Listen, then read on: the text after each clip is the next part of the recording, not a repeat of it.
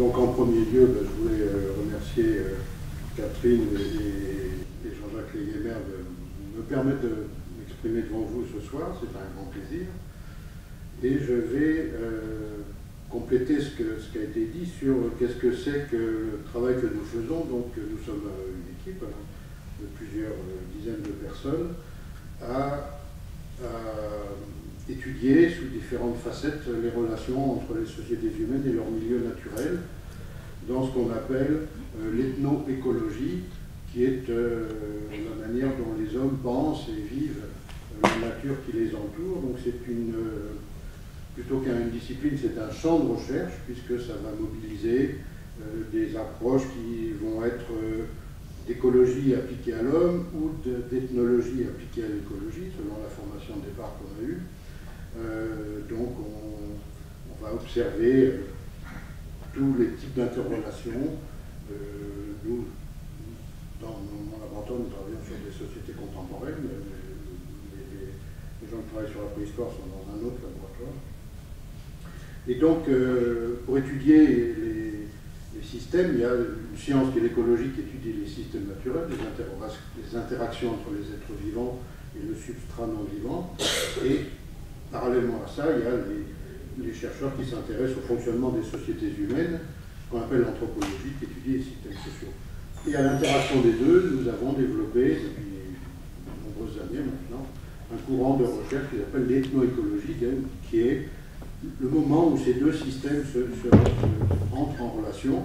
Ça veut dire que nous devons comprendre le fonctionnement des systèmes naturels, nous devons comprendre le fonctionnement des systèmes sociaux, mais ce qui nous intéresse, c'est l'interaction entre nous. Et on peut résumer ça en cette phrase qui est de dire que l'ethnoécologie, c'est l'écologie telle qu'elle est pensée par les sociétés humaines, non pas par les savants ou par les naturalistes ou quoi que ce soit, mais par les gens du quotidien, et comment elle est vécue, c'est-à-dire quelles sont les ressources qu'ils en tirent et comment leur vie matérielle et spirituelle est fondée sur le milieu naturel.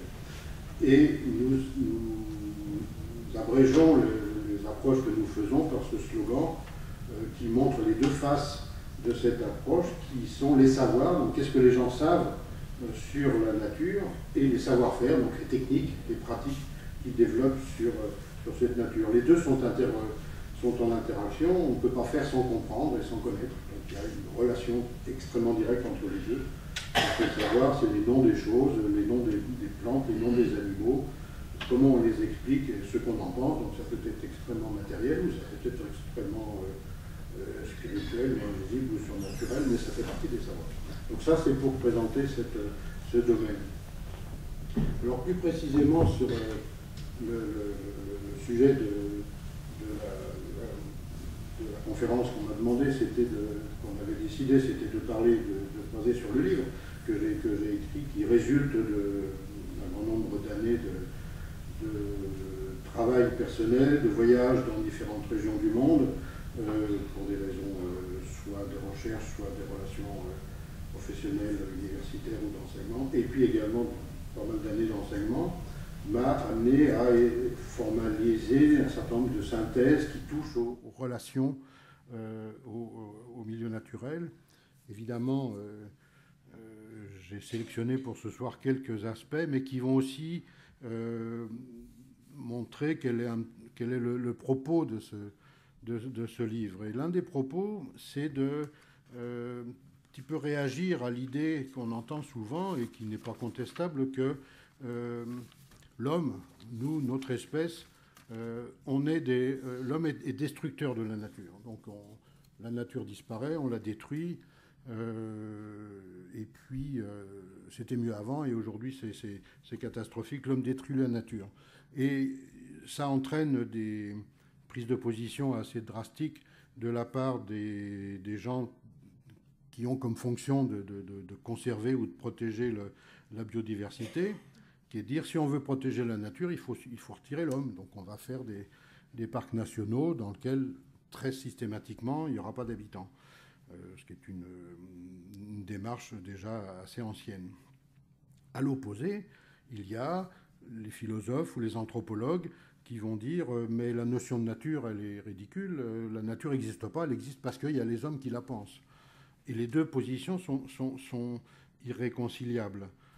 En même temps, moi j'avais été frappé par le fait que on dit l'homme détruit la nature, l'homme détruit la nature. Bon, oui, peut-être nous, dans nos villes, on détruit la nature, mais les gens que j'ai fréquentés, Catherine a dit que j'ai travaillé en Afrique longtemps, ils détruisent rien du tout, ils vivent dans la nature.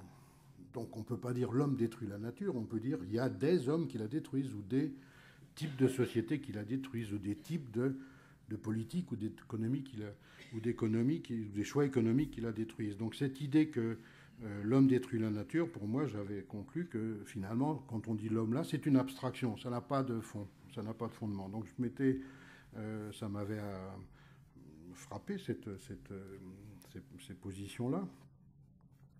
Et j'en suis arrivé à me dire qu'il fallait exprimer d'autres types de relations à l'environnement, telles que des sociétés actuelles, contemporaines, qu'on peut observer, le vivent encore. Et j'avais été frappé par autre chose aussi, c'est que beaucoup de choses qu'on peut observer aujourd'hui dans certaines régions du monde, éventuellement plus difficiles d'accès, on les retrouve dans nos sociétés si on lit des livres sur le mode de vie du Moyen-Âge ou de la Renaissance, ou même du XVIIIe siècle. En feuilletant des manuels de chasse ou même l'encyclopédie des droits d'Alembert, on trouve des images qui représentent des pièges ou des techniques de pêche que moi j'ai pu avoir en Afrique ou que je connais d'Amérique latine parce que j'ai vu des livres qui en parlaient. Donc il y a un moment où on se dit mais finalement les pratiques des hommes elles sont générales. Et donc j'ai choisi pour ce soir deux ou trois aspects contrastés peut-être, mais qui sont liés les uns aux autres. Et la première idée, c'est que les sociétés humaines sont les constructeurs des paysages. C'est ça le titre du livre, Les jardiniers de la nature.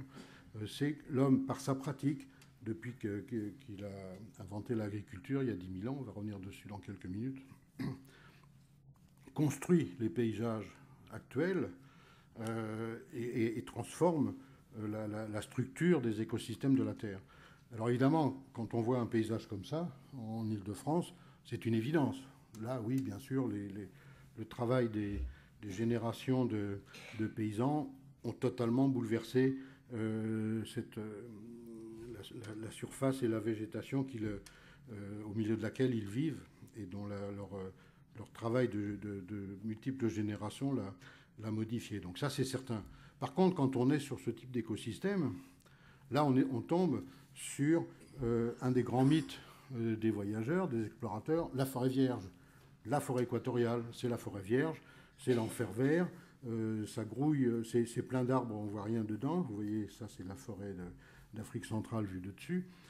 Et dessous, c'est terrifiant, il y a des animaux, il y a des serpents, il y a des insectes, on a peur et c'est noir, etc.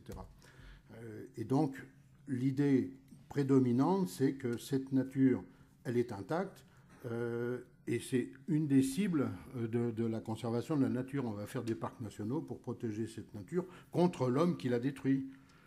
Un biologiste pour lequel j'ai beaucoup d'estime et de respect, c'était un bon naturaliste et puis s'était mis à gérer des parcs nationaux, il avait eu cette expression « l'homme est une mauvaise herbe ».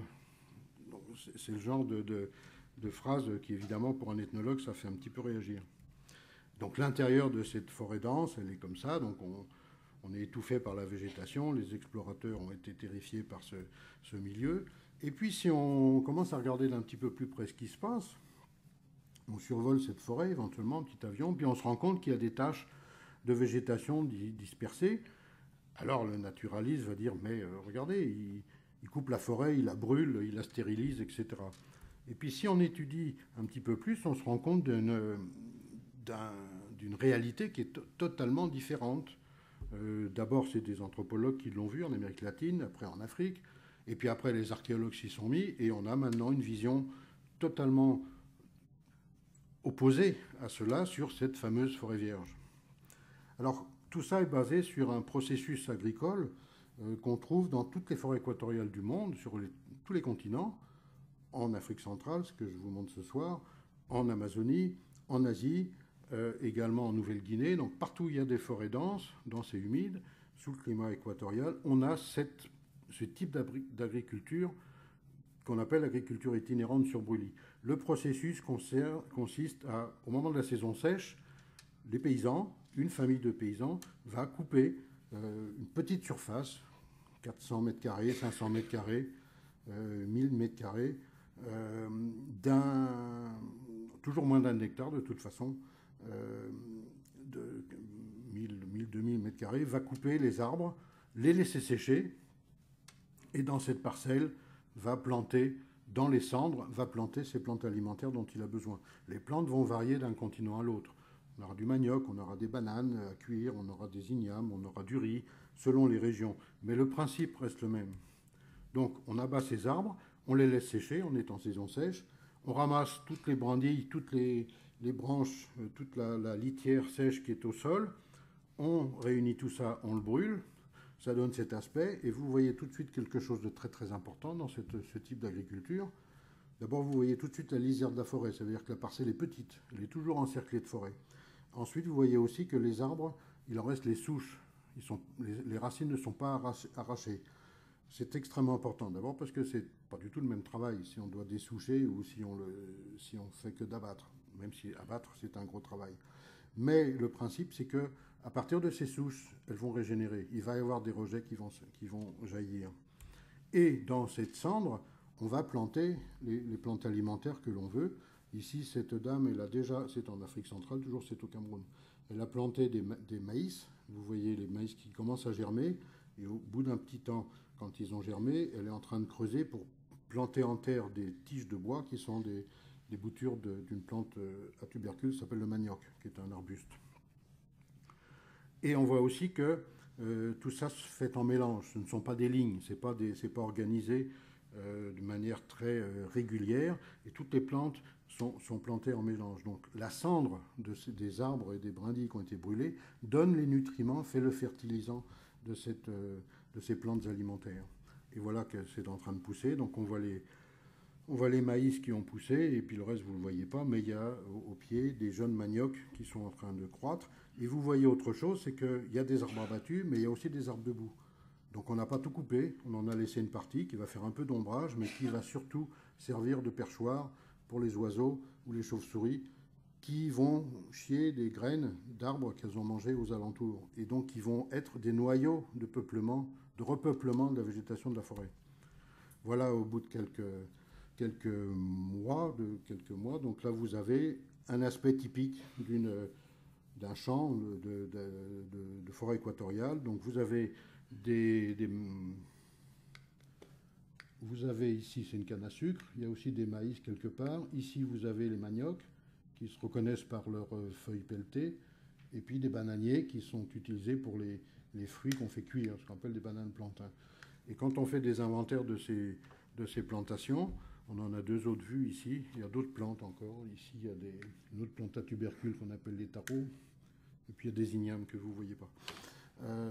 Et quand on fait des inventaires de ces plantes, on se rend compte qu'au-delà du fait que c'est mélangé, il y a de nombreuses variétés de chaque espèce. Donc vous avez ici une sorte d'écosystème en abrégé, avec des dizaines et des dizaines de plantes différentes qui sont mélangées. Je vais revenir tout à fait à la fin sur l'importance des mélanges et de cette diversité qui est vraiment un caractère systématique de toutes les agricultures du monde. Alors le principe, c'est qu'une fois donc toutes ces plantes vont croître, et au bout de quelques mois, 8 mois, 9 mois, 10 mois, elles sont récoltables. Donc on va récolter d'abord les épis de maïs, au bout de 8 mois en général, et puis après, pendant les 4 ou 5 mois qui suivent, on va récolter les racines des ignames et des maniocs, et puis cueillir les régimes de palmiers, de bananiers qui vont s'étaler pendant un petit moment. Pendant ce temps-là, la végétation naturelle est en train de repousser. Donc on voit ici au sol des petites plantes. Ici on voit une liane qui commence à monter, et il va commencer à y avoir des rejets des différents arbres qui ont été coupés, et puis des plantules qui poussent à partir des graines dans le sol ou à partir des graines qui ont été semées par les oiseaux. Et de ça fait que la brousse repousse. Et à ce moment-là, on arrête de ramasser les plantes quand ça devient trop dense, et on laisse la forêt repousser pendant de nombreuses années, avant qu'on revienne refaire un champ sur cet endroit-là. C'est pour ça qu'on l'appelle itinérante, c'est-à-dire qu'on a brûlé une parcelle de forêt, mais on laisse la forêt repousser, et au bout d'un certain nombre de mois, on va pouvoir replanter dedans.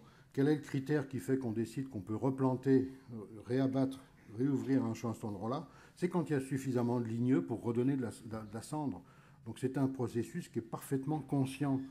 Alors les explorateurs européens et les agronomes modernes n'ont rien compris au système. Ils s'imaginent qu'on coupe la forêt puis que ça stérilise le sol et qu'il faut faire quelque chose de plus durable. Et dans leur tête, de plus durable, c'est de faire des plantations permanentes avec de l'engrais. Là, l'engrais, il est naturel. C'est la cendre des arbres qui repoussent qui permet ça. Et les paysans en sont conscients. Ils savent parfaitement que leur agriculture prend en compte la recroissance, la régénération de la forêt.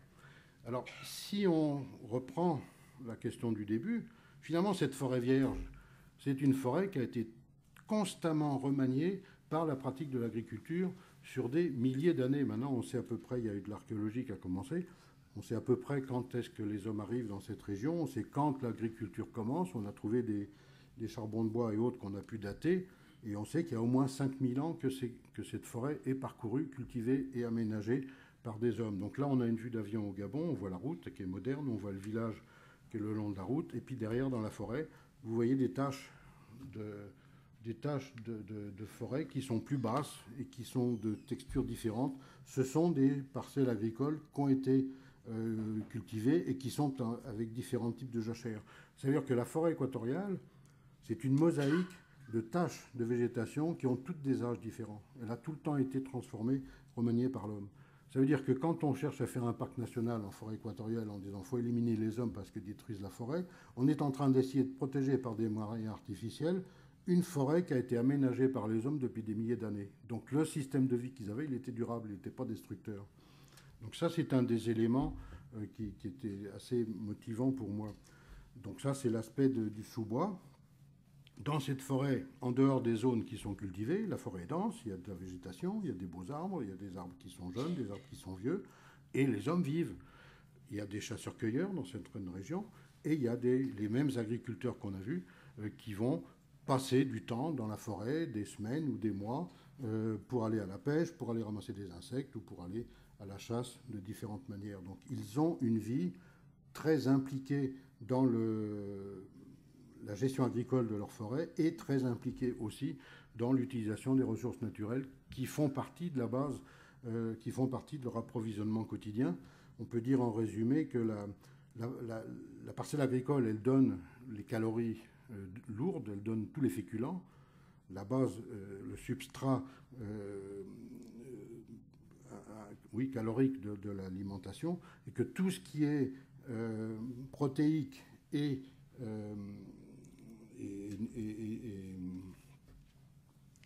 tout ce qui est protéique et ce qui concerne les vitamines et les sels minéraux va provenir des ressources spontanées, de la chasse, de la pêche ou de la cueillette. Donc le régime alimentaire des sociétés forestières est fondamentalement basé sur l'association de pratiques agricoles et de pratiques d'utilisation des ressources naturelles de la forêt.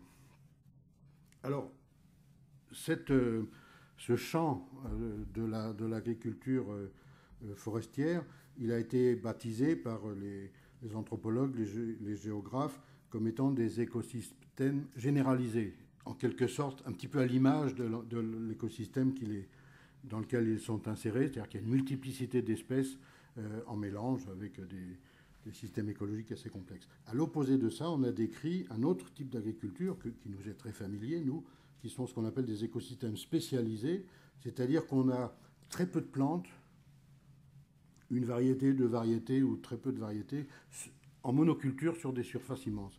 Et c'est la majorité des cas de l'agriculture moderne. Donc là, j'ai mis deux exemples d'écosystèmes spécialisés qui produisent tous les deux des boissons.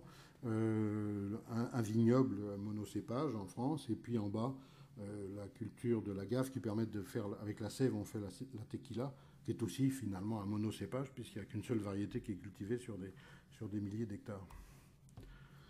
Alors après, si on continue à s'interroger sur cette transformation que les les sociétés humaines ont pu réaliser sur leur écosystème, on en voit des exemples partout par la suite. Donc ici, évidemment, c'est une forêt, elle vous est familière. Et là-dedans, donc ça pousse tout seul, mais c'est planté par les forestiers. C'est manipulé parce qu'on extrait du bois utile à certaines périodes, selon le stade de croissance de la plante. Et on sait historiquement qu'il y a une partie des essences qui sont cultivées, qui ont été introduites au XVIe siècle, au XVIIe siècle, et puis d'autres qu'on introduit aujourd'hui. C'est-à-dire que cette forêt, elle est naturelle dans sa pousse, mais elle est complètement gérée par les pratiques des forestiers ou des propriétaires, des habitants de ces forêts, avec une reconstruction d'écosystèmes qui sont tout à fait singuliers. Beaucoup d'espèces qui sont utilisées dans les forêts actuelles ont été introduites d'Amérique du Nord à partir du XVIIe siècle, quand on s'est rendu compte qu'on était dans le même climat, qu'il y avait des arbres de la même famille, et qu'en les transposant ici, ils s'adaptaient bien, ils poussaient bien dans les forêts. Et évidemment, ici aussi, dans ces forêts, on en utilise les ressources. Certes, la pratique de la cueillette n'est pas développée partout, mais elle est très présente dans un grand nombre de régions, elle est très présente dans un grand nombre de pays, y compris des pays très industrialisés. Donc ici, le Périgord, je ne vais pas le disserter dessus, j'en parlerai beaucoup moins bien que vous. Mais un pays comme le Japon, par exemple, qui a aussi une forêt qui est gérée par les pratiques forestières, gérée de manière assez différente de la nôtre d'ailleurs.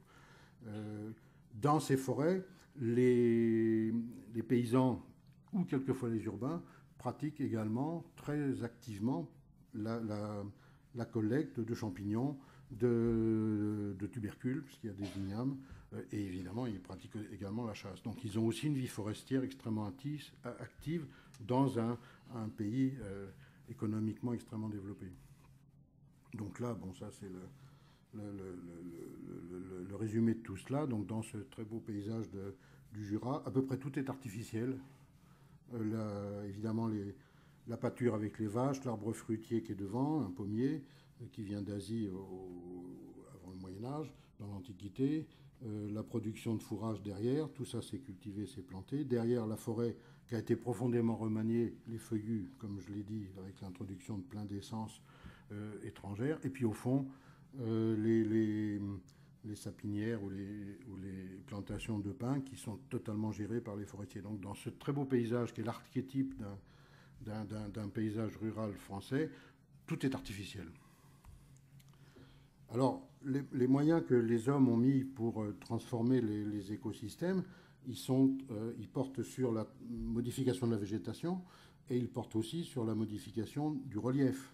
Et les plus beaux exemples de ça, c'est quand on gère la circulation de l'eau pour planter des plantes qui nécessitent de l'irrigation. Et la principale de cela, c'est le riz.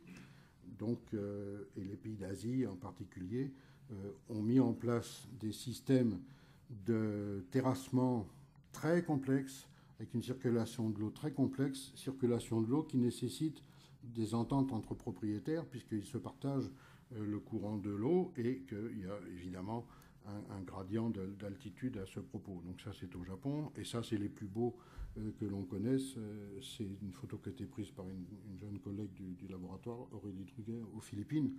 C'est devenu un paysage patrimoine de l'humanité, ce lieu-là. C'est au milieu de Luçon, aux Philippines, chez les Ifugao. Donc on voit bien les terrasses rizicoles, et on peut bien se rendre compte là de deux aspects fondamentaux. Le premier, c'est effectivement la circulation de l'eau qui nécessite une entente communautaire très, très construite, et puis l'énorme travail que représente le terrassement et l'entretien des terrasses et des digues. Alors après, si on fait une lecture plus fine du paysage, et c'est ça qu'avait fait Aurélie Druguet, on se rend compte de l'organisation spatiale. Donc vous voyez au fond le village, en haut dans la brume on voit la forêt, et les paysans Ifugao sont très attentifs à ce que les hauts de montagne ne soient pas déboisés, et ils sont très conscients que c'est le château d'eau. C'est là qui permet, c'est là que la pluie se condense, on voit d'ailleurs bien les brumes, et c'est ça qui approvisionne leur rizière. Alors après, ces gens-là, ils ont les mêmes problèmes économiques que tous les paysans du monde. Donc ils ont sur leur rizière, avec les travaux conséquents que ça demande de terrassement, ils plantent toutes les variétés de riz qui sont traditionnelles, qu'ils ont héritées de leurs ancêtres et qui maintiennent. Mais elles ne sont pas très rentables économiquement et les pouvoirs publics les poussent à produire autre chose et ils cultivent des variétés modernes de riz et celles-là, ils les cultivent dans les fonds de vallée où les rizières sont beaucoup moins complexes que celles du terrassement des montagnes. Et il y a une compétition entre les deux. Parce que la valeur économique, elle est sur les variétés modernes. C'est celles-là qui sont vendues et exportées. Et les variétés ancestrales, elles sont au départ destinées à l'autoconsommation. Et à ce moment-là, ça ne compense pas le travail énorme que l'entretien et la construction de ces rizières nécessitent. Et c'est là qu'est rentré en ligne de compte le classement au paysage de l'humanité, parce que ça donne une valeur ajoutée à cette production de riz. Donc il commence à se mettre en place des circuits de commerce à destination de clientèles sélectives ou sélectionnées qui vont apprécier d'acheter ces variétés ancestrales parce qu'elles représentent le passé, puis parce qu'elles sont cultivées dans un paysage de l'humanité. Elles coûtent plus cher que les variétés modernes de riz. C'est un équilibre fort précaire, mais c'est ce genre d'action qui cherche à maintenir des témoignages tout à fait singuliers de l'humanité. Alors, si on continue à faire des décryptements de paysages et de voir aussi comment les paysans finalement associent des activités contradictoires, on voit partout au Mexique. Le Mexique est un pays agricole, parmi d'autres activités, et certaines régions sont particulièrement productrices et considérées comme les États ou les provinces de développement agricole de ce pays. C'est le cas de l'ouest du Mexique, et notamment cet État qui s'appelle le Jalisco. C'est le même que celui que vous avez vu avec les agaves où on produit la tequila. Et donc là, sur ce paysage caractéristique, on voit donc en haut de la montagne la forêt. Sur les coteaux, on distingue des parcelles plus jaunes qui sont des champs de maïs, et puis en bas, dans la plaine, on a du maïs. Alors ça se lit de quelle manière? C'est très similaire à ce que je vous ai montré des Philippines. Dans la plaine, on cultive de manière intensive, avec de la machinerie agricole et beaucoup de main-d'œuvre employée, les variétés modernes d'exportation. Soit exportation à destination de l'alimentation des villes, soit exportation externe au pays. Sur les coteaux, les mêmes paysans qui sont les ouvriers agricoles qui travaillent dans la plaine en bas, ils travaillent dans ce cas-là pour des sociétés, ils ont leurs parcelles personnelles ou communales sur les coteaux, et là, comme c'est des flancs de collines, on ne peut pas passer de machinerie agricole, en plus c'est souvent rocailleux, et là on cultive avec les techniques anciennes, les variétés anciennes de maïs qui rentrent dans l'alimentation et l'approvisionnement du village. Éventuellement, c'est là que les enfants qui vivent en ville ou les petits-enfants quand ils viennent en vacances, ils sont tout contents de venir chez les grands-parents parce que là ils vont enfin manger du maïs qui a du goût, pas comme celui qu'on mange à la ville. Et puis en haut la forêt qu'on ne défriche pas et dans lequel on fait de la chasse, de la cueillette, produits de cueillette qu'on va même retrouver dans les marchés des grandes villes à proximité de ces régions-là. Donc on a cette même recherche d'un équilibre entre ce qu'on fait pour gagner sa vie, on travaille comme ouvrier agricole, et puis ce qu'on va cultiver à la main avec des efforts, mais parce que finalement c'est ce qu'on préfère. Alors, au Mexique, le système agricole classique, traditionnel, qu'on peut dire même théorique, parce qu'il a beaucoup régressé, c'est une association entre le maïs, des haricots et des courges. Une association très subtile qui montre aussi une forme écologique de l'agriculture. C'est préhispanique, c'est attesté au Mexique et c'est aussi attesté dans les communautés amérindiennes du Canada ou du nord-est des États-Unis. Les Iroquois ou tous ces Amérindiens qui sont toujours des cultivateurs mangeaient du maïs et ils cultivaient eux aussi en association ces trois plantes, ce qu'ils appellent les trois sœurs dans leur récit. maïs, haricots, courges. L'association, donc le haricot, ça fixe l'azote, et en même temps, comme c'est une liane, il s'accroche aux tiges de maïs qui forment ses tuteurs. Et les courges, elles courent au sol et avec leurs énormes feuilles, elles protègent le sol contre l'érosion. Donc l'association des trois est fonctionnelle et en même temps nutritionnelle. Et c'est amplifié par le fait que dans l'agriculture traditionnelle, on plante les plantes en mélange. À nouveau, comme on l'a vu pour la forêt équatoriale, vous avez en haut au milieu un sac qui contient toutes les graines de haricots. Elles sont toutes mélangées. On ne fait pas attention à mettre d'un côté les rouges, les noirs ou les blancs. Et en fait, quand le paysan plante, il fait un petit trou, un poquet, et dans son trou, il va mettre 3 graines de haricots, quelle que soit la couleur, et 3 graines de maïs, quelle que soit la couleur. Et les plantes vont être mélangées de cette manière-là dans sa parcelle. Ça, c'est la mille-pas. Donc vous avez des haricots au milieu, des semences, et puis en bas, plusieurs formes de maïs. Il y a de nombreuses variétés de maïs dans cette région-là, et très souvent, ils les mélangent. Et quand vous avez des grains quand vous avez des épis qui sont achetés, comme vous en voyez ici, avec des noirs et des blancs, à ce moment-là, quand on va les égrener pour préparer les semences, là, on va séparer les grains pour garder celui qu'on veut replanter. Mais dans la maison, ils sont conservés tous ensemble. Autre exemple de paysage construit, lui aussi aussi compliqué à déchiffrer que celui de la forêt équatoriale, c'est ce qu'on appelle les savanes parcs ou les savanes boisées qui courent sur au nord de la forêt équatoriale en Afrique. Il y a des savanes herbeuses, mais il y a aussi plein de savanes qui sont parsemées d'arbres. C'est ça qu'on appelle les savanes parcs. Donc ça, c'est un village au centre-ouest du Cameroun. Et on a un habitat assez compliqué dans lequel vous avez donc des montagnes sur lesquelles les gens vont à la chasse, mais pas plus, et ils habitent dans la plaine. Et si vous faites attention, alors moi il faut que j'arrive à les voir, vous avez des maisons qui sont dispersées partout là. Donc c'est un habitat dispersé, et une famille, ici c'en est une, a plusieurs maisons rondes au toit conique qui sont réunies les unes à côté des autres, et chacune de ces maisons correspondrait à la pièce d'une maison à nous, dans une chambre, une pièce dans une maison. Donc une maisonnée, c'est plusieurs petites maisons qui sont accolées les unes aux autres, et ce petit groupe de paillotes est espacé des autres. Et entre chacune, on a les champs.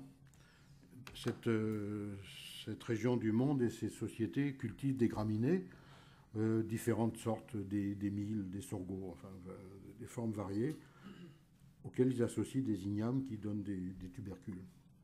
Ça, c'est l'aliment de base, c'est la culture de base. Et donc, ce qui se passe, c'est que, dans un premier temps, avec un collègue, on s'était demandé, mais qu'est-ce que c'est que les arbres qui sont là? Donc on a procédé à des inventaires, en comparant les arbres de ce village-là avec les arbres qui sont dans la forêt aux alentours. On s'est rendu compte que c'est les mêmes espèces, mais pas dans les mêmes proportions. Ça veut dire que dans le village, les gens ont supprimé des espèces et en ont gardé d'autres. Il y a une plus grande fréquence d'espèces qui ont de l'intérêt utilitaire, soit par leurs fruits, soit par leurs feuilles qu'on donne à manger aux animaux, soit par leur bois qui peut servir à faire des outils. Donc il y a déjà une manipulation de la population végétale opérée par les paysans. L'autre chose dont on s'est rendu compte, c'est que tout autour de ce terroir, on trouve de loin en loin des pierres dressées. On pourrait dire aux quatre coins du territoire, mais ce n'est pas exactement ça, au pourtour du territoire, des pierres dressées, avec au pied toujours une petite liane particulière, un cissus, et puis des jarres qui contiennent de la bière. Et on s'est rendu compte que ça, c'était les marqueurs spirituels de l'espace. C'est là que vivent les âmes des ancêtres, c'est là qui indique qu'on ne peut pas aller au-delà si on n'est pas initié. Donc il y a toute une structuration spatiale liée à la conception religieuse de cet espace. Et alors le fonctionnement de l'agriculture, c'est aussi basé sur les saisons. Il y a une saison sèche, une saison des pluies. En saison sèche, on va sarcler et planter les graines Donc vous voyez en bas l'homme et sa femme qui travaillent avec des houes à manches très courts, qui sont en train de préparer les buttes, les billons, dans lesquels ils vont planter les ignames et semer les sorgho. Et pourquoi ils n'ont pas abattu tous les arbres? Ils en ont gardé parce que les essences les intéressent et parce qu'au moment où les plantes vont croître, elles vont être à l'ombre des feuilles. Mais au moment où ils plantent, il faut que les semences soient chauffées par le soleil et à ce moment-là, il ne faut pas qu'elles aient de l'ombre. Donc ils émondent les arbres en coupant les branches, mais en n'abattant pas les arbres, de manière à ce que d'une année à l'autre, ils repoussent. Mais pendant la période de croissance, de germination des plantes, elles ne sont pas empêchées de croître par l'ombre des arbres. Et qu'est-ce qu'on fait avec les branches? Eh bien, on les donne à manger au bétail, qui à ce moment-là est parqué dans des enclos, de manière à ce que ce même bétail, des chèvres en particulier, ne viennent pas brouter les bébés plantes. Alors, ils ont aussi des vaches. Vous voyez au milieu un zébu. Et ces vaches, pendant la période de germination, elles sont maintenues à l'écart du village, puis il y a des enclos. Et puis après, une fois que les plantes sont assez grandes, on les laisse divaguer partout. Ces vaches, elles ont une fonction essentiellement sociale.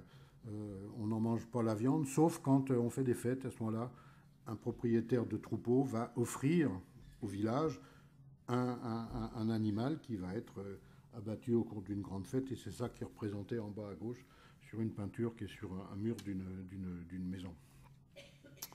Alors d'autres écosystèmes subtils, c'est ce qu'on appelle les agroforêts. On s'est rendu compte dans les forêts équatoriales, d'abord en Indonésie, un botaniste qui est devenu très célèbre maintenant, qui s'appelle Francis Allais, a découvert il y a une trentaine d'années que ce qu'on croyait être des forêts naturelles étaient des forêts plantées. Et il a démontré un système de mise en place de sélection d'essences utiles et de favorisation de leur croissance par la germination et puis en replantant des jeunes arbres, de manière à ce qu'à la fin on ait une forêt qui a un aspect totalement naturel, mais qui concerne, qui est construite avec des essences ayant toute une utilité économique. Et c'est ça qu'il a baptisé agroforêt, forêt agricole, forêt cultivée, si vous voulez. Et depuis, on en a évidemment décrit dans le monde entier. Et cet exemple que j'ai pris là, c'est peut-être une des régions où il y a des agroforêts les plus récentes. C'est des cultures de café, toujours au Mexique, toujours dans la même région de l'ouest du Mexique. Le café est introduit au Mexique relativement récemment, c'est-à-dire à la fin du XVIIIe siècle. Oui, c'est ça, vers la fin du XVIIIe siècle. Et il est régional, il n'est pas cultivé partout. Mais dans beaucoup d'endroits, les agriculteurs de café ont mis en place des agroforêts. Le processus consiste à laisser la forêt naturelle intacte en supprimant un certain nombre d'arbres et dans l'ombre de ces grands arbres de planter les caféiers dont on va commercialiser les fruits. Donc ici, on a des personnes qui montent la taille, on a des arbres de la forêt naturelle qui sont là, et les caféiers sont là. Vous voyez, ils montent à peu près à cette hauteur-là. C'est des arbustes. Donc ils poussent à l'ombre de ces forêts, mais dans ces forêts, les paysans laissent la végétation naturelle pousser. Donc vous voyez à droite un nid d'oiseaux, il y a des lianes, il y a des branches d'arbustes de toutes sortes. Et ils ont aussi réintroduit des espèces qui les intéressent, en particulier des orangers, qui sont des arbres fruitiers totalement introduits. Et ce qu'ils laissent faire, c'est qu'ils récoltent les fruits quand ils le veulent, et ils laissent des fruits tomber au sol qui vont germer, et ils vont laisser se densifier la végétation avec des essences qui les intéressent. Un autre arbre, qui est celui-là en bas, le mojote, qui est un très grand arbre de fort diamètre, dont les fruits permettent de faire une sorte de farine alimentaire et une sorte de succédané du café, si vous voulez. Donc, qui est très apprécié dans ces régions et très généralement au Mexique. Et là, donc, ils récoltent les graines, ils laissent germiner les fruits qui tombent au sol, et c'est ce qu'on voit sur cette petite photo. Et aussi, ils font des pépinières pour retransplanter dans cette forêt ces arbres pour en augmenter la quantité.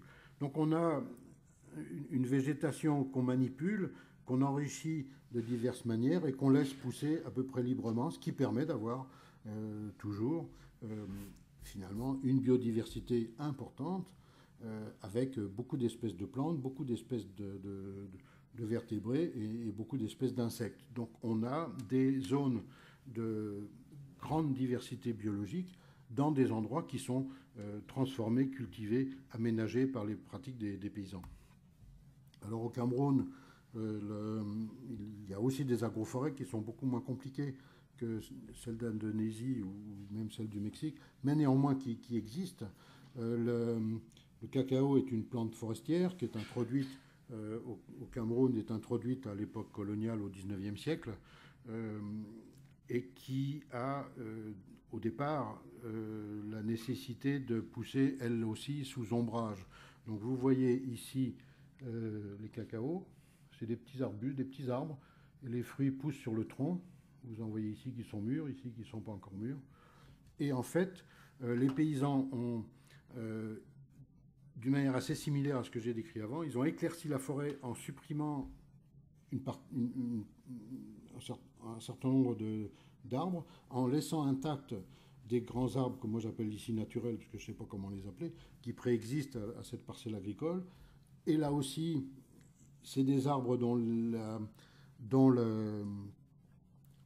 qui ont une utilisation potentielle parce qu'ils ont des fruits, parce qu'ils portent des insectes, ou parce qu'on peut utiliser le bois à certains moments, donc toujours les mêmes raisons, et qui font l'ombrage nécessaire à la culture de ces cacaoyers. Et puis à ça, il y a peu d'autres plantes qui ont été rajoutées, sauf ici la cordyline, bon, qui est une plante ornementale qui vient d'Asie, qui, elle, sert de borne pour séparer une propriété, une parcelle d'une autre, en fait, et des deux propriétaires. Dernier exemple, je pense, j'espère. C'est un très bel exemple d'agriculture qui est quand même un petit peu en voie de disparition, et qui avait été remarqué par les Espagnols quand ils arrivent à Mexico. Quand Cortés arrive à Mexico en 1525 ou dans ces eaux-là, il arrive dans une ville qui est complètement construite sur un lac et qui est plus grande que l'était à cette époque-là Séville, qui était la plus grande ville de la péninsule ibérique.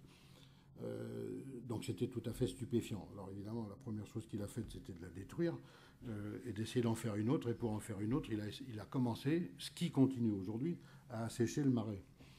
Le dernier épisode en date étant le dernier morceau de marais qui reste. Le projet du gouvernement était de faire un aéroport dessus, donc d'assécher ce qui restait du grand marais de Mexico du XVIe siècle et d'avant.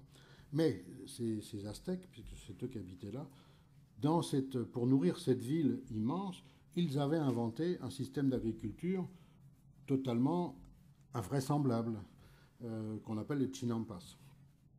Donc là, vous avez une vue, donc quand on est un Européen comme moi, on arrive là, on dit « Ah, c'est beau, c'est naturel, c'est superbe. Il y a des oiseaux, il y a des fleurs, des arbres, c'est grandiose. » Tout est artificiel là-dedans. Tout est artificiel. Tout a été construit par les Indiens. Et on comprend bien maintenant comment c'est fait. Voilà un modèle qui a été fait dans un musée. En fait, ils ont construit des îles artificielles en accumulant de la boue et en la fixant par des structures de bois et par la plantation d'arbres qui maintiennent ces îles, ces amas de terre, et l'eau étant gérée par des canaux qui la drainent et qui en même temps permettent d'irriguer les parcelles plantées. Donc une vue donc ça a failli être abandonné, c'est devenu des zones de production végétale horticole, et maintenant il y a un certain nombre de jardiniers qui recommencent à faire de la production vivrière sur ces parcelles. Donc c'est un exemple que je vous montre ici. Donc on voit bien les canaux à gauche, vous voyez le canal, vous voyez les plantes aquatiques, vous voyez les arbres qui maintiennent les berges du canal, et à droite vous voyez les bandes plantées, donc des fleurs, des légumes de toutes sortes. À nouveau, bon, c'est la même différentes vues de la même chose. Donc vous voyez le canal au milieu ici, et puis les buttes de terre où il y a du maïs, des piments, des légumes, des fleurs, tout ce que vous voulez. tout ça étant très bien organisé. Et en même temps, c'est une région, du fait de tous ces efforts de maintenir le maraîchage, de limiter l'utilisation des produits chimiques, on recommence à avoir des zones où la biodiversité se réinstalle avec une faune aquatique importante, une flore aquatique importante, et ça devient à quelques kilomètres du centre de Mexico, ça redevient des zones qui sont écologiquement intéressantes et esthétiquement attrayantes pour les urbains qui ont besoin de respirer. Donc toutes ces plantes, toute cette manipulation des écosystèmes, tous ces systèmes agricoles sont basés sur des plantes et des animaux qui sont en nombre limité et qui ont une histoire et une préhistoire. Et tout cela, l'apparition, la découverte des plantes et des animaux utilisables et qu'on a appris à gérer, dont on a appris à gérer la reproduction et à ménager, à améliorer leurs caractéristiques biologiques, s'est effectué à partir de ce qu'on appelle des centres d'origine, c'est-à-dire qu'il y a assez peu de régions du monde où des plantes ou des animaux ont été remarqués par les hommes préhistoriques et qui ont été manipulés de diverses manières, de manière à donner les plantes ou les animaux domestiques d'aujourd'hui. Il y a très peu de régions du monde, ça s'est passé presque tout au même moment, entre il y a 10 000 ans et il y a 5 000 ans, grosso modo, indépendamment indépendamment d'un point à l'autre. Pendant un moment, on pensait que c'était une répartition à travers le monde de la technique de l'agriculture, de la découverte de l'agriculture. En fait, maintenant, on est certain que une partie d'entre elles, au moins, sont des zones qui sont séparées les unes des autres. Et tout ça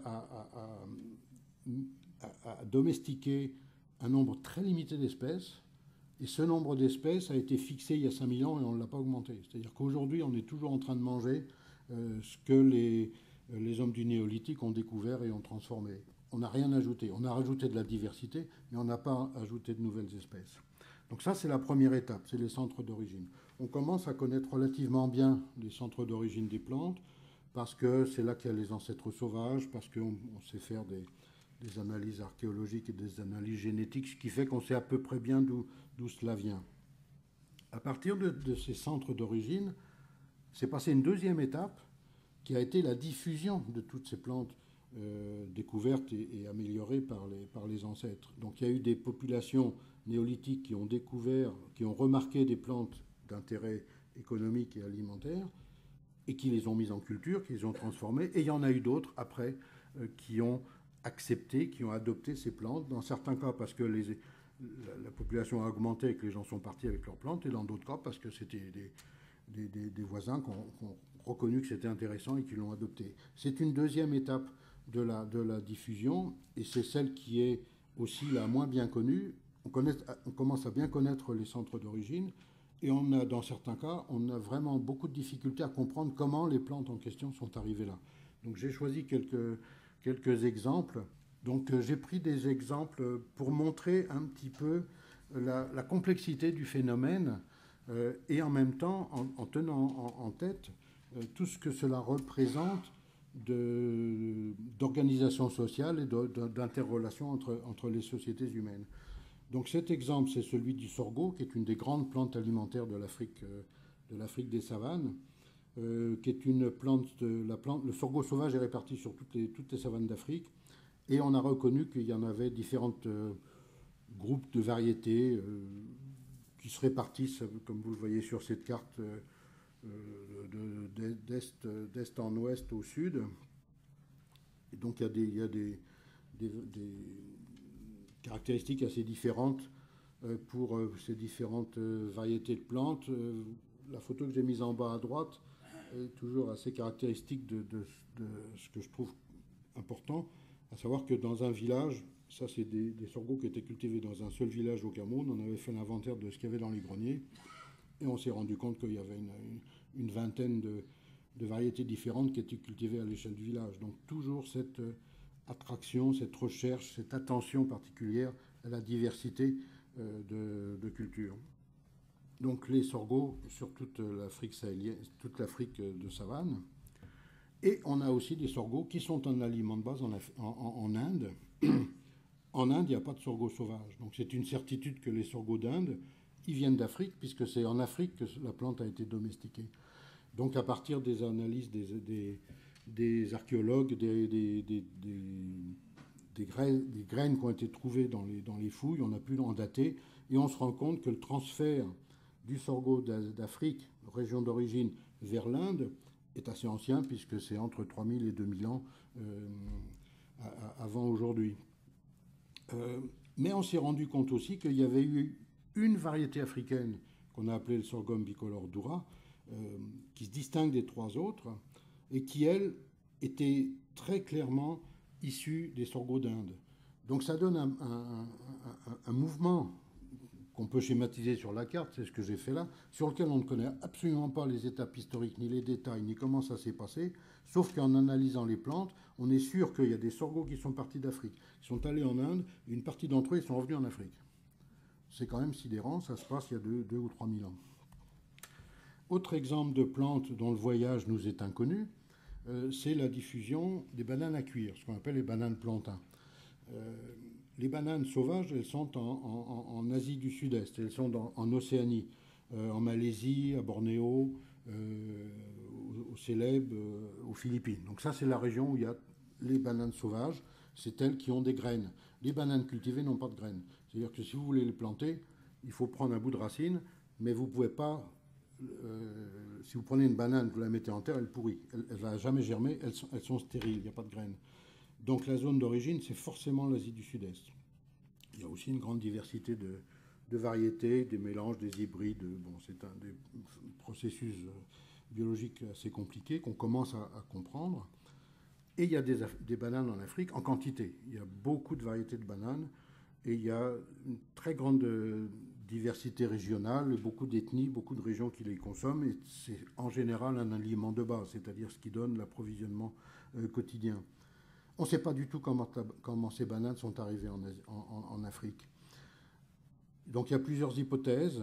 L'une, c'est par le peuplement de Madagascar, puisqu'on sait que les enceinte malgaches, et ça on le sait par la linguistique, leurs ancêtres viennent du sud de Bornéo. La langue malgache est une langue qui est proche d'une langue de Bornéo ou de Sumatra. Donc on sait qu'il y a eu des gens qui sont arrivés à Madagascar, on ne sait pas encore très bien quand. Donc on suppose qu'ils ont amené avec eux des bananes. Ça veut dire qu'ils avaient l'intention de les transplanter, puisqu'on ne peut pas les planter par graines. Donc il fallait qu'ils emmènent des boutures avec eux pour les replanter, puis qu'elles n'ont pas séché pendant leur voyage. Donc il y a une intentionnalité qui est réelle. Et on suppose qu'il y en a aussi qui sont arrivés par les continents, peut-être par le Yémen, et qui arrivent en Afrique d'une autre région. Et ça, pour le coup, il y a des petits indices historiques, mais il n'y a pas de vraie connaissance profonde du phénomène. La seule chose qu'on sait, c'est qu'il y a des bananes en Afrique et qu'elles viennent d'Océanie. Alors après, des mouvements de plantes comme ça, il y en a plein finalement. Toutes les plantes qu'on utilise, elles ont eu des histoires, elles ont voyagé. Au Moyen-Âge, en France, encore à la Renaissance, on mangeait des millets. Aujourd'hui, on les donne aux oiseaux, mais dans le passé, c'était aussi important que le blé, voire plus. On faisait du gruau avec, c'est-à-dire qu'on faisait des bouillies épaisses. Et vous le trouvez dans toutes les enluminures. Là, c'est celle-là dont j'ai pas mis la date d'ailleurs. On voit bien qu'il s'agit non pas de blé, mais d'épis de ce millet-là, le cétaria. Et on sait que tous les millets, ils ont été domestiqués, ils sont originaires d'Asie, soit de Chine pour une partie, soit d'Inde pour l'autre. Donc ils sont arrivés en Europe dans l'Antiquité en venant d'Extrême-Orient ou d'Asie du Sud. Alors j'ai mis exprès l'histoire des piments parce que je la trouve jolie. Le piment, il y a plusieurs espèces, 5 espèces de piments qui sont toutes américaines, une d'Amérique centrale et plusieurs d'Amérique du Sud. Alors il y en a 2 qui sont des Andes, qui sont restés dans les Andes, et il y en a 3 autres, celle d'Amérique centrale et 2 autres d'Amérique tropicale, qui ont diffusé dans le reste du monde. Les piments d'Amérique tropicale, ils ont diffusé dans le monde tropical, et les piments d'Amérique centrale, ils ont diffusé en Europe. Donc ils ont été ramenés dès les tout premiers voyages des explorateurs, des conquistadors. Christophe Colomb a ramené des piments de Haïti en Espagne dès le retour de son premier voyage, 1492-1493. C'est ce piment-là qui a diffusé en Europe et qui a été cultivé dans toute l'Europe, et c'est lui qui a donné le piment d'Espelette, celui que j'ai mis en photo là, le piment de Dôme, qui est très très proche du piment d'Espelette. Et les différentes régions, les paprikas de Hongrie, les piments d'Espagne, tout cela sont des piments qui viennent du Mexique, du fait de l'analogie de climat. Les piments tropicaux sont ceux qui ont été transplantés en Afrique et surtout en Inde. Et j'ai mis cette image Calicut 1542 parce que pour moi je la trouvais extraordinaire. Donc c'est une espèce de piment qui vient du Brésil, donc elle a été transplantée par les Portugais, l'autre étant voyagée par les Espagnols, transportée par les Portugais, et on en a la description, c'est l'image que j'ai mise là, dans une des grandes flores qui a été publiée à la Renaissance par Leonhard Fuchs, qui est un botaniste allemand, 1542. Et la qualité du dessin montre que la plante était vivante. Elle a été dessinée plante en main par ses dessinateurs. On voit les fleurs, on voit les fruits. La seule chose qui n'est pas tout à fait réelle, c'est qu'il a fait ouvrir le fruit comme s'il, quand il séchait, il s'ouvrait en deux, ce qui n'est pas le cas. Mais c'est la seule petite erreur. Et il écrit, que vous ne pouvez pas lire ici, il donne son nom, Calicutischer Pfeffer, le poivre de Calicut. Calicut, c'est une île, c'est une ville, un port des Indes. C'est-à-dire qu'en 1542, Fuchs, qui était en Allemagne, dessine une plante vivante. Il a eu les graines, il l'a mis en culture, et cette plante, elle vient de Calicut en Inde. Je ne sais pas si vous vous rendez compte de l'instantanéité de la diffusion, le succès et la manière dont cette plante s'est répandue extrêmement rapidement. Alors en haut à droite, c'est une petite gravure, un dessin en fait, c'est un marchand de piment qui est repris d'un gros livre écrit par un moine espagnol qui était à Mexico, Bernardo de Sahagún, qui a décrit toute la vie des Aztèques avec énormément de détails sur leur vie quotidienne. Et son livre est extraordinaire parce que d'abord, il y a plein d'images, en général qui ont été dessinées par ses assistants aztèques. Il y a le texte en espagnol et il y a le texte en nahuatl. Donc c'est un ouvrage remarquable. Bref, donc ça c'était pour les plantes et j'ai pris quelques exemples d'animaux. Les zones d'origine des animaux ne sont pas tout à fait les mêmes que celles des plantes. Quelquefois ça coïncide, mais souvent ça ne coïncide pas. Et on les connaît beaucoup moins bien que pour les plantes. Pour une raison assez simple, dans la plupart des cas, les ancêtres sauvages ont disparu, ils ont été détruits. Alors il y a des cas où ils existent encore, comme le sanglier ou les loups, mais dans de nombreux autres cas, ils n'existent plus. Donc on a beaucoup de mal à savoir avec certitude où ont été domestiqués les animaux, et on commence à avoir une vision meilleure du panorama par la zoologie comparée, par l'archéozoologie, c'est-à-dire quand on trouve des restes animaux dans les fouilles. Ça donne un point de départ, mais ça ne veut pas dire qu'il n'y en avait pas avant, puis ça ne veut pas dire qu'il n'y en avait pas ailleurs, surtout. Ça dépend de la chance qu'il y a d'avoir développé une fouille à un certain endroit. Et de plus en plus, l'apport a été fait par les analyses génétiques.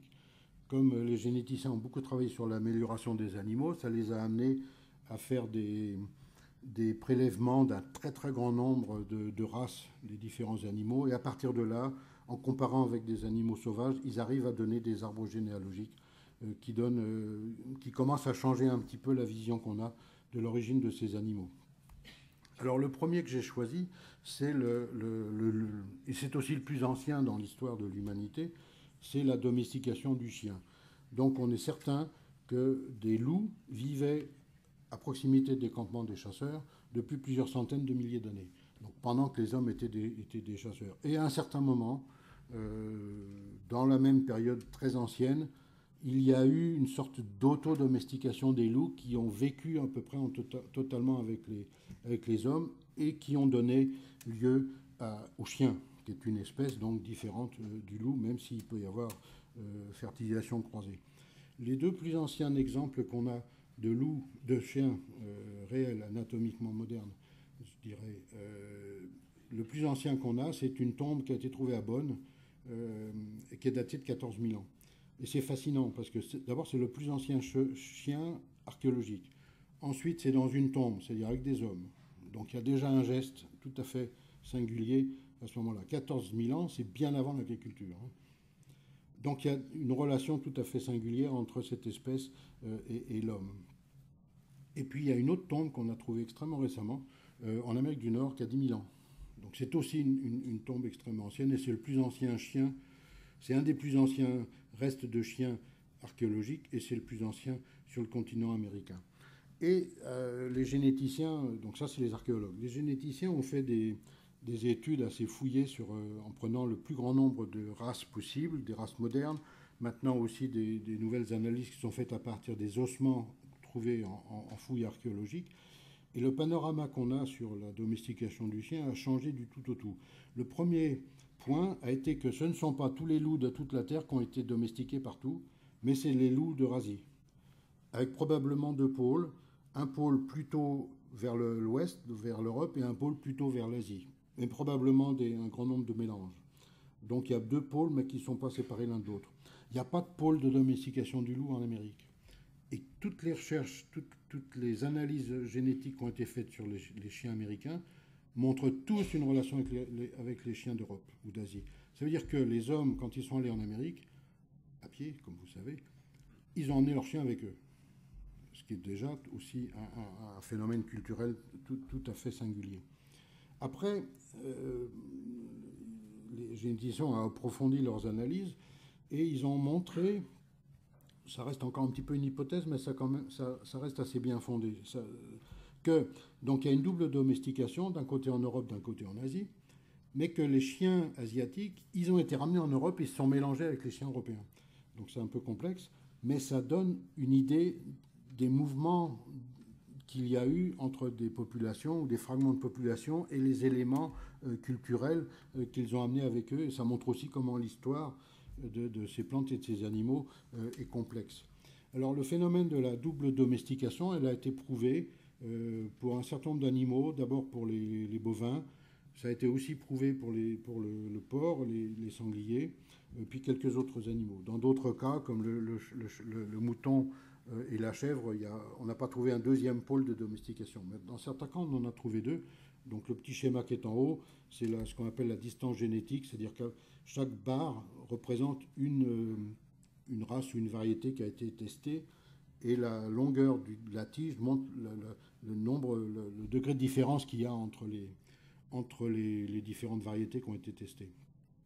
Et donc on voit qu'il y a un pôle à l'ouest qui a donné lieu aux vaches européennes que nous connaissons, qu'on appelle les vaches taurines, et puis un pôle vers l'Inde qui donne lieu aux zébus, c'est-à-dire des vaches qui ont des bosses. Et tout ça étant avec le même ancêtre qui est l'auroch. Donc ça, c'est un phénomène intéressant. Alors l'autre phénomène intéressant, c'est la diffusion de ces espèces à partir du centre d'origine. Donc ça, c'est un très beau travail qui a été fait par toute une équipe d'archéozoologues du Muséum d'histoire naturelle, qui ont, en combinant les datations archéologiques qu'ils avaient, les différenciations génétiques qu'ils avaient, ils montrent qu'il y a une linéarité, une régularité de l'expansion des races, des espèces animales, depuis le Proche-Orient où elles ont été domestiquées, en Turquie, Anatolie, ces régions-là, jusqu'à le plus loin que vous voyez sur la carte, c'est l'Écosse. Et c'est eux qui l'ont importé. Alors pourquoi, j'en sais rien. En tout cas, ils l'ont amené et ils l'ont installé en Italie du Nord et à nouveau dans les plaines marécageuses. Alors j'ai pris un petit paragraphe sur les animaux qui sont domestiqués en Amérique. Il y a beaucoup moins d'animaux qui ont été domestiqués en Amérique par rapport à l'Ancien Monde. Et ils ont très très peu diffusé, c'est-à-dire qu'ils ont été domestiqués localement et ils sont restés locaux. Il y a deux mammifères, enfin deux ongulés, le lama et l'alpaca, qui sont de la famille des chameaux, des camélidés. Il y a un rongeur, le cochon d'Inde ou cobaye, qui sont tous des Andes et qui vont ensemble. C'est un cortège animal et c'est resté local. Ça n'a pas diffusé un petit peu sur les Andes, le lama, parce que ça servait d'animal de commerce, mais pas plus que ça. Il y a un oiseau dans l'Amérique, au pied de l'Amérique andine, c'est le canard musqué ou canard de Barbarie. On a des doutes sur son origine exacte. On suppose que c'est vers les piémonts de l'Équateur. C'est encore pas très bien prouvé, mais en tout cas, c'est de cette région-là. il est resté local, et puis évidemment le dindon, qui vient d'Amérique centrale et qui lui aussi est resté local. Donc ces animaux-là n'ont pas du tout diffusé à l'intérieur du continent. Quand les Européens arrivent en Amérique, ils amènent avec eux tout leur cortège d'animaux et de plantes. Les Espagnols et les Brésiliens, pareil, amènent en Amérique la vache, le mouton, le porc, et puis le blé, les oliviers, la vigne, qui restent encore présentes. Et donc, on a la liste exacte de toutes les plantes, y compris tous les légumes que Christophe Colomb avait amenés avec lui à son premier voyage. Donc, on connaît assez bien les dates d'introduction de toutes ces espèces. Et là, j'ai pris en particulier la vache, qui est bien implantée, qui est utilisée par tous les paysans d'Amérique latine, qui savent faire du fromage, qui savent faire du beurre, qui savent utiliser le lait. Donc, c'est un animal qui a été complètement incorporé aux pratiques agricoles de ces communautés, souvent suscitées dès le départ par les colons, mais néanmoins, c'est devenu maintenant des moyens de vie ordinaires de ces populations paysannes, y compris l'utilisation de la laine, j'ai oublié. Oui, pas des vaches, évidemment. Alors là, il y a un contraste assez fort entre les différentes régions d'Amérique. Et c'est ça, là, qui m'intéressait. Donc, en 1493, Colomb amène des moutons et des vaches, et ils vont les emmener sur le continent dès qu'ils abordent au continent. Donc on a, dès 1525-1526, on a des moutons et des vaches qui arrivent au Mexique. Le Mexique est un pays extrêmement montagneux, très de haute altitude, de 2000-2500 mètres dans beaucoup d'endroits, et c'est un paysage qui ressemble énormément au paysage de l'intérieur de l'Espagne. Donc les colons et les Indiens qu'ils font travailler mettent en place un système d'élevage identique à celui qu'ils avaient en Espagne, c'est-à-dire celui qui est basé sur des transhumances, ce qu'on appelle la mesta, qui était une structure organisée par la royauté. Et c'est ça qu'ils implantent en Nouvelle-Espagne, donc qui correspond au Mexique. Donc là, ils importent, il y a une certaine succession des espèces animales qui vont développer. Les premiers qui sont importés, qui vont être élevés également en grands troupeaux, également en transhumance, c'est les porcs. On sait qu'il y a des porcs en Nouvelle-Espagne en 1521. Les moutons, qu'ils appellent le bétail mineur, se développent à partir de 1525, un tout petit peu après, et les vaches, encore 2 ou 3 ans après, et ça c'est le bétail majeur. Et donc là, on a des informations intéressantes sur la manière dont ça se passe, mais on sait que ça fonctionne par ces transhumances. Sur la vache en Amérique du Sud, le processus a été différent. Elle n'a pas diffusé par les Andes, alors que les Espagnols colonisaient les Andes, le Pérou, etc., avec Pizarro. Elles ont été introduites directement par la côte de l'Ouest, par la côte de l'Est, au moment où les Espagnols découvrent le Rio de la Plata, puis implantent leur première colonie, Buenos Aires. Et là, ils importent ils tombent sur non pas sur des montagnes, mais sur des immenses plaines de graminées, des plaines herbeuses, la pampa. Et là, ils vont, en fait, très sciemment relâcher les animaux de manière à ce qu'ils s'échappent dans la nature et qu'ils se développent librement. Ce qu'ils appellent ganado cimarrón, ça veut dire qu'ils s'échappent, en fait. Et la technique d'élevage, elle est basée sur la capture d'animaux dans des troupeaux libres. Donc c'est ce qui représente ces images, donc avec des captures au lasso, un élevage avec des vachers qui sont montés à cheval et qui vont non pas guider les troupeaux, mais capturer des vaches. Et là, on a des textes qui sont absolument extraordinaires. D'abord parce qu'ils décrivent bien la manière dont c'est conscient qu'on relâche les animaux, et ensuite l'utilisation qu'on en faisait, et l'incroyable fécondité de ces bêtes qui vont pulluler. On a un document, en 1619, le gouverneur du Paraguay autorise de tuer 80 000 têtes de bétail par an, dans sa région. Et pourquoi on capture le bétail? Pour le cuire. Il a été décrit par plusieurs témoignages de l'époque que cette quantité énorme de têtes de bétail qu'on abattait pour en sortir la peau était exportée en Espagne, et qu'en fait l'exportation du cuir vers l'Espagne a rapporté plus que l'or qui était celui qu'on recherchait pour aller sur ce continent. Il y a un voyageur, un naturaliste géographe espagnol, qui décrit la Pampa entre 1781 et 1801, et il estime à 48 millions de têtes de bétail dans cette région de la Pampa de Argentine et le cône sud de l'Amérique latine. Alors, en Amérique du Nord, c'est un procédé totalement différent. Il y a une circulation des bovins à partir du Mexique au moment où les Espagnols vont aller en Californie et dans toutes ces régions-là. On est encore dans des régions montagneuses et ils vont avoir le même système de transhumance. Mais très vite, pour utiliser les plaines, soit d'abord les Espagnols et puis ensuite la colonisation anglaise, vont mettre en place un système de transhumance avec des troupeaux collectifs qui sont guidés par les cowboys, par les vachers, et des animaux qui sont marqués. La petite image qu'on voit là, il n'est pas en train de l'abattre, l'animal, il est en train de... On ne le voit pas bien, mais il est en train de le marquer au fer rouge. Il tient à la main son fer pour marquer sa tête de bétail qui est retenue par un lasso par les pieds. Et ce qui est intéressant dans cette histoire de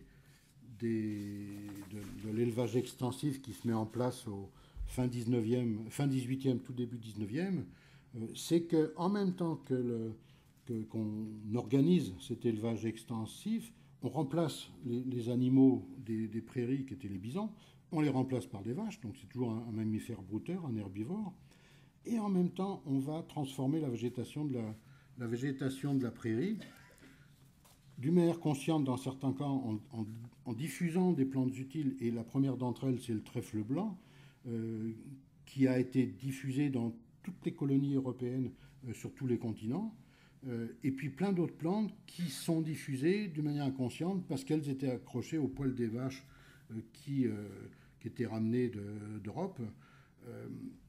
J'ai un exemple à propos du trèfle, un lexique qui a été écrit par les missionnaires de cette époque-là. En 1555, il donne le nom aztèque de la plante, Ocochichtli, de Castille. Donc c'est bien conscient que ça vient d'Europe. Et il y a un historien de l'environnement qui a écrit que, j'ai pris sa phrase exacte parce qu'elle est très intéressante, de nos jours, un botaniste américain parcourra aisément des prairies entières, des États-Unis, il parcourra des prairies entières où il lui sera difficile de trouver une seule espèce de plante qui poussait en Amérique à l'époque précolombienne. C'est-à-dire que la prairie américaine, cet archétype des grands espaces, ce pour lequel on a fait le premier parc naturel du monde, qui est le parc de Yellowstone, c'est déjà une brousse qui est transformée par la pratique agricole. Alors, j'arrive au bout, peut-être, je ne sais plus maintenant. Les animaux, les Espagnols, ils ont ramené en Amérique du Sud les animaux auxquels ils étaient habitués, mais ils ont ramené en Europe deux animaux qui les ont intéressés, et ils les ont ramenés très vite. Le premier, c'est le dindon. La poule d'Inde, comme on disait à l'époque. Donc vous avez à gauche un dindon, au milieu un vase précolombien, et puis à droite, en bas à droite, c'est une enluminure de ce fameux document dont j'ai parlé de Sahagún, où vous avez vu le marchand de piment tout à l'heure, donc qui représente en 1540, 1550 à peu près la dinde et le dindon. Et au milieu, c'est une peinture donc de la fin du XVIe siècle qui représente une scène de marché en Italie. Et sur ce marché, donc vers 1550-1570, on a très clairement deux dindons et une courge, laquelle courge est aussi une plante américaine. Donc on a une introduction assez rapide de cet oiseau. Et donc là, ça se diffuse d'abord ça se diffuse à peu près partout d'ailleurs, et on ne sait pas comment l'appeler. Donc on hésite si c'est une poule, si c'est un paon.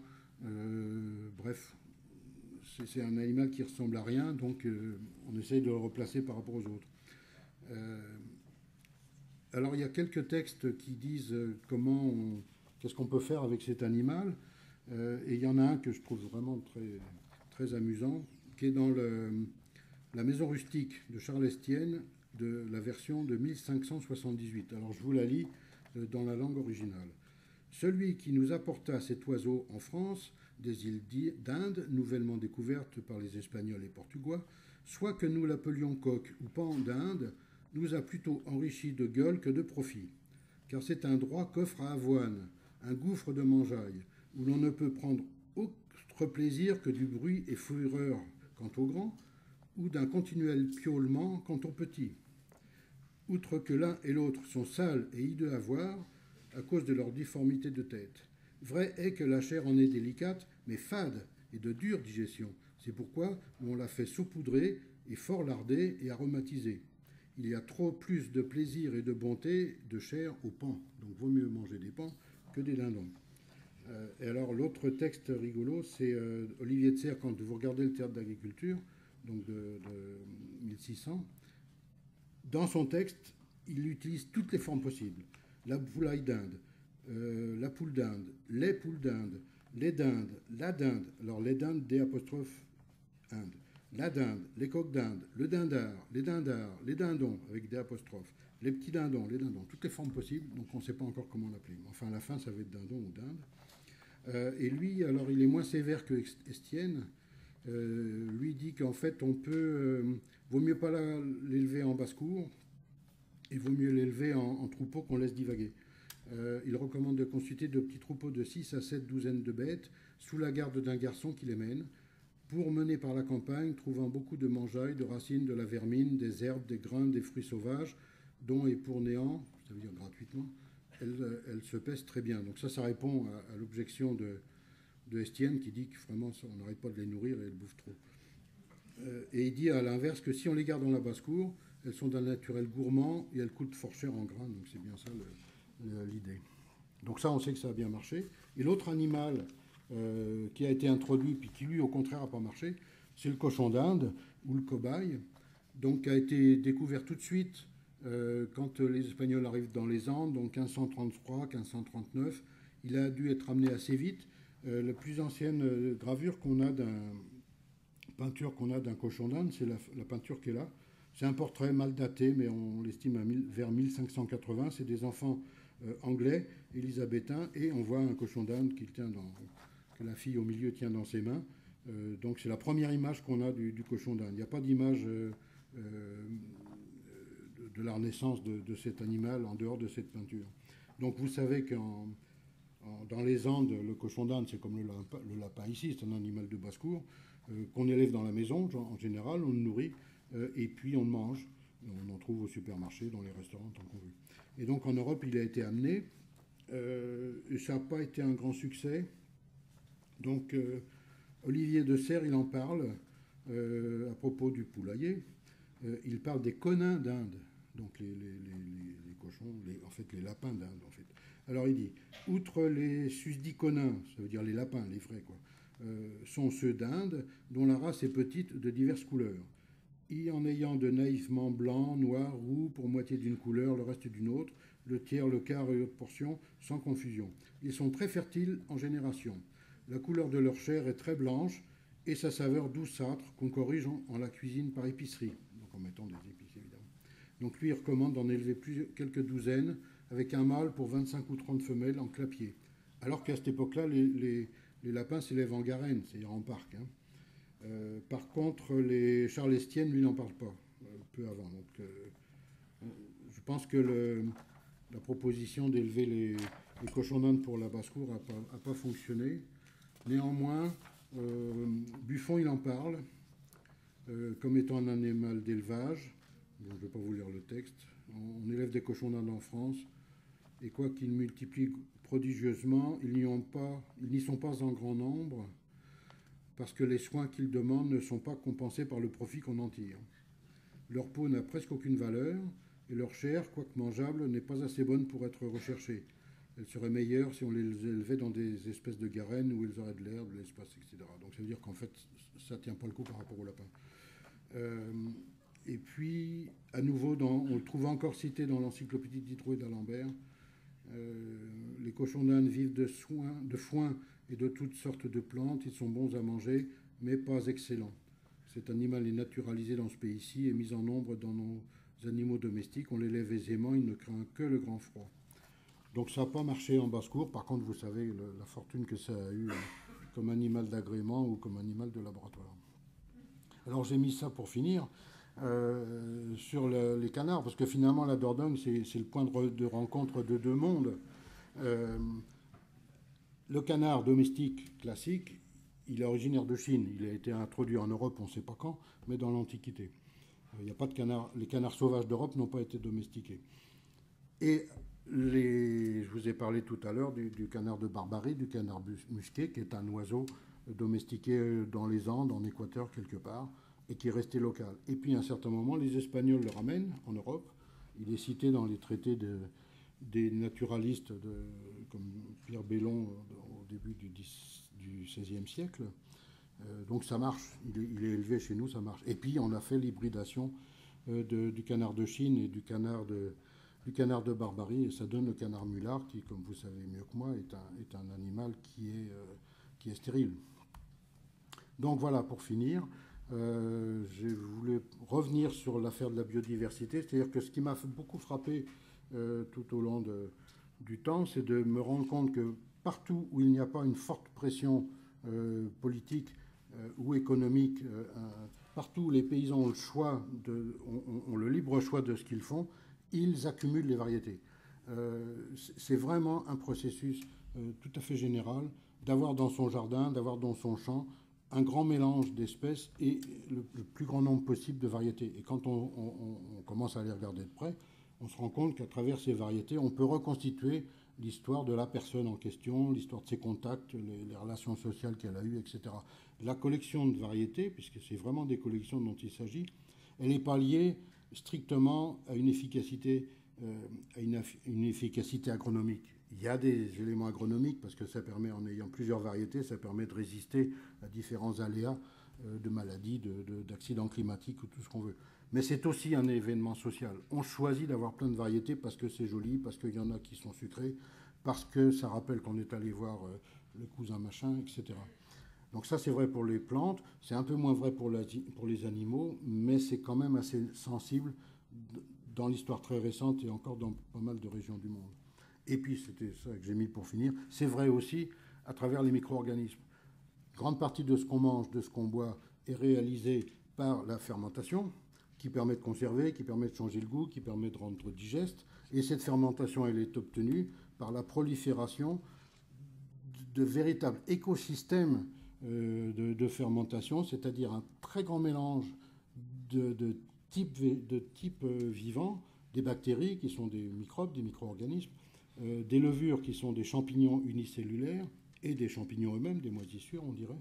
Tout ça vivant sur un substrat qui va être du lait, qui va être un jus de fruits, qui va être des fragments de végétaux, des fragments de viande, et des associations de dizaines de ces micro-organismes vont transformer leur milieu de vie, permettre la vie d'autres micro-organismes, en proliférant, empêcher la prolifération de micro-organismes pathogènes ou toxiques, et tout ça à la fin fait un produit que les hommes utilisent et peuvent consommer, conserver, ou dont le goût est amélioré. Donc on a aussi de la diversité biologique à travers les micro-organismes, et c'est pour ça qu'il faut favoriser un certain nombre de pratiques qui ne sont pas complètement dirigées par les marchands de semences. Je vous remercie.